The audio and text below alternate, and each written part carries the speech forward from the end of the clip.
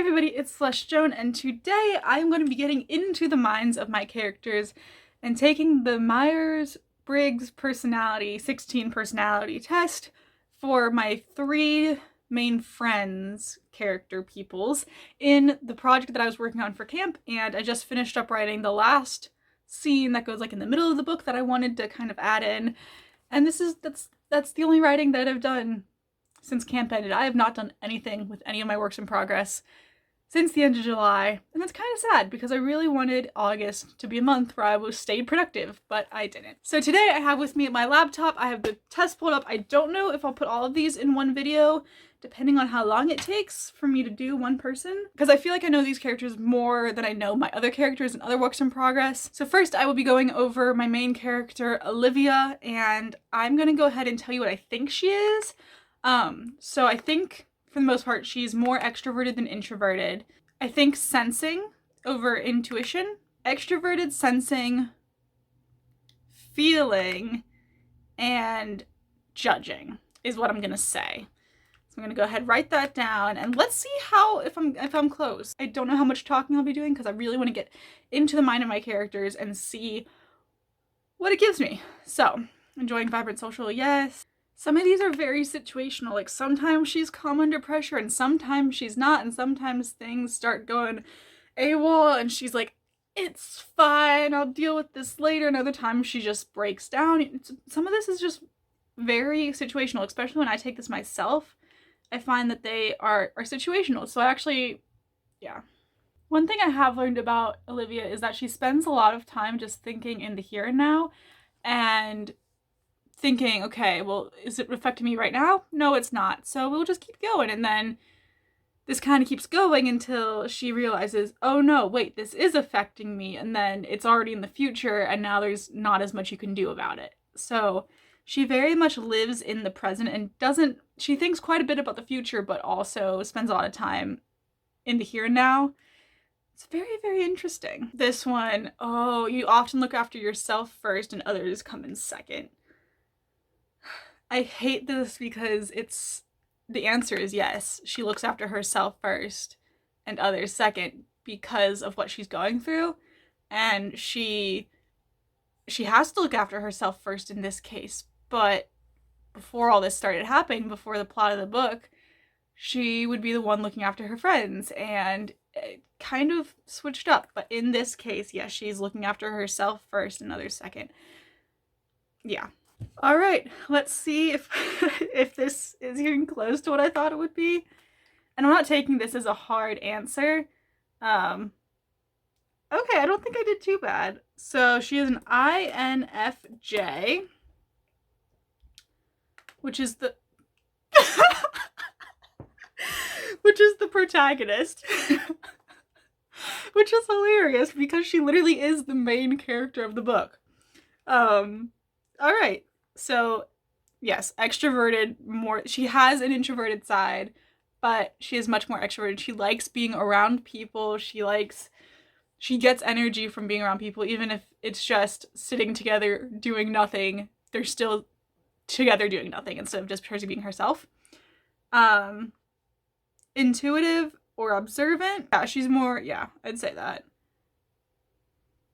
Thinking versus feeling. She feels a bit more than she thinks. Yeah. She's kind of like, again, as I said, this is the here and now. This is what's happening. This is how I'm feeling about it. Let's move from here. These are kind of really split half and half. And then judging or prospecting. And I said judging, yeah. So that kind of all makes sense to me. Let's read a little bit about her. So strengths and weaknesses. Tolerant. Okay, yep. Reliable, yes, for the most part. Again, situational because of what she's going through. She is a little unreliable. Charismatic, altruistic, natural leaders. Okay, I can see that, yeah. Overly idealistic. Kind of, yeah. Too selfless. Yeah, too sensitive, way too sensitive. Fluctuating self-esteem. Yes. She has times where she's super confident. She has times where she literally isn't. So Yes. This feels right. This feels right for her. Romantic relationships. So in the book, she is not in a romantic relationship. I set up 3 little like romance things that could be a thing for her, but I don't let them go anywhere. They're just kind of sprinkled throughout to give that little high schooly feeling type thing. Protagonists take dating relationships seriously. Yes. Selecting partners with an eye towards the long haul rather than more casual approach that might be expected from someone in the explorer role group. Yes. There's really no greater joy for protagonists than to help along the goals of someone they care about, and an interweaving of the lives that a committed relationship represents is the perfect opportunity to do just that. Slow walker, but never walk back. Even in the dating phase, they're ready to show their commitment by taking time and effort to establish themselves as dependable, trustworthy partners. This feels right. They're anything but passive. She has her moments. She definitely has her moments when she's passive. But for the most part, when there is confrontation, she takes it on straight ahead. Maintaining the connections, viewing them as substantial and important, not something to let slip away through laziness or inattention. Yes. And again, situationally, there are reasons that she's like, I don't really want to talk to anyone. I don't want to burden you guys with this, but who knows? I'm interested to see what this says about parenthood, because as far as I'm aware, she does not want to be a parent. Like, she'll be an aunt to her siblings' kids, but she doesn't want to have her own kids, at least right now. And obviously, she's in high school. But, like, as she thinks towards the future, she doesn't want to be a parent. She doesn't want to have her own kids. See, if she did, what would this be like? As natural leaders, protagonists make excellent parents.